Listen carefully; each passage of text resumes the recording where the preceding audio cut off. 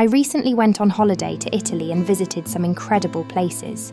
While we were in Verona, we joined a history and food tour with our guide Alessandro, who was fantastic and pointed out one of the city's hidden gems, right in the heart of Verona. When I was researching places to visit, this one didn't even come up. It's easy to miss, especially standing beside the beautiful cathedral. But what's inside is nothing short of extraordinary. We were so intrigued. We went back the next day to discover the Biblioteca Capitolare di Verona, the oldest continually operated library in the world. Let's take a look.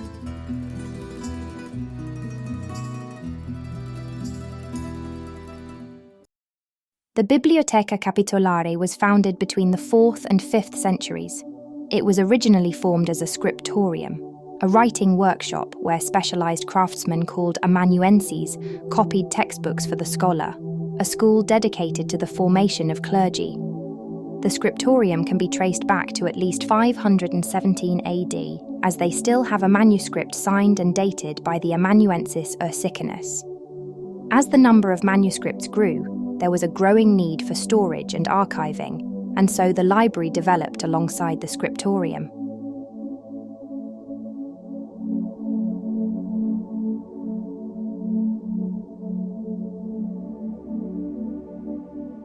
Over time, the work of the writing workshop slowed and eventually stopped altogether as printing became more accessible. But the library continued, opening its doors in the 14th century to people outside of the church. It was during this century that the great Dante Alighieri is believed to have walked these halls, a man who would forever change literature. Exiled from Florence, Dante found refuge in Verona, and it's believed that he studied here at the Biblioteca. He may have drawn inspiration from the medieval and religious manuscripts housed within its walls. Dante is considered one of the most important writers of the Middle Ages because he chose to write in his native Tuscan dialect, something unheard of at the time. Most books were written in Latin, accessible only to the educated elite. Dante's use of the spoken language in works such as the Divine Comedy was revolutionary. It helped to establish the foundations of the modern Italian language. This is called the Monumental Hall, which has changed quite a lot over the centuries.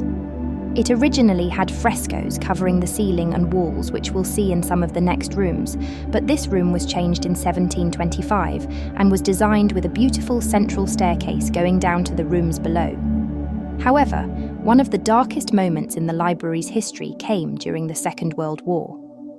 In January 1945, Allied forces bombed the area surrounding the Verona Cathedral in an effort to disrupt German operations.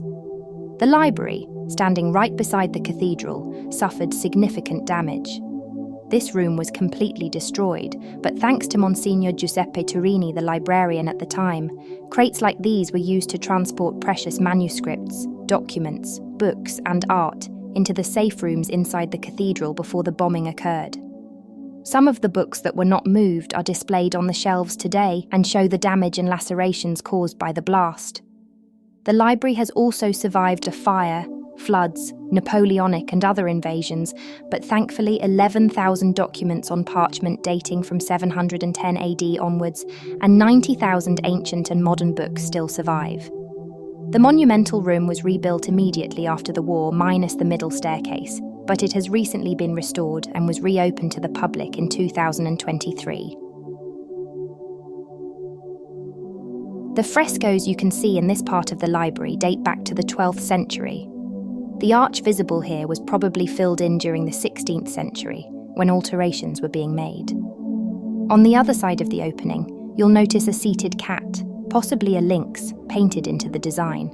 And just beyond that is where they keep the library's oldest surviving manuscript, the one that dates the Biblioteca Capitolare back 1,500 years.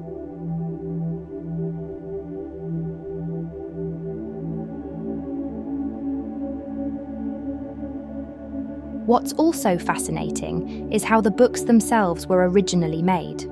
The manuscripts were created on parchment made from animal skins such as sheep, goat, or calf skins.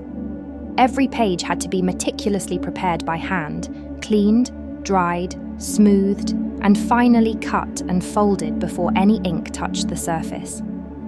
Scribes would then painstakingly copy texts with a bird's quill, mostly goose or a pointed reed called a calamus, often adding beautiful decorative initials and intricate illustrations using natural pigments derived from plants and minerals, including gold leaf. It was an incredibly time-consuming process. A single manuscript could take months or even years to complete. But it's because of this incredible craftsmanship and quality that we can still hold pieces of ancient history in our hands today.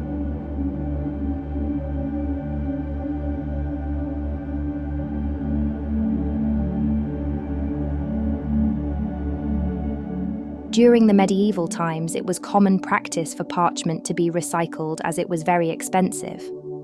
Text that was deemed unimportant or outdated were easily erased by soaking them in milk overnight and then strewn with flour and put under pressure so that it didn't wrinkle when it dried out. Sometimes they would scrape them with a pumice stone, but this would make the parchment thinner and more fragile, so it wasn't always used.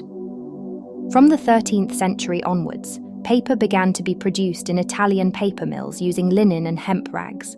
It wasn't as good quality, but it was cheaper and faster to produce and gradually replaced parchment.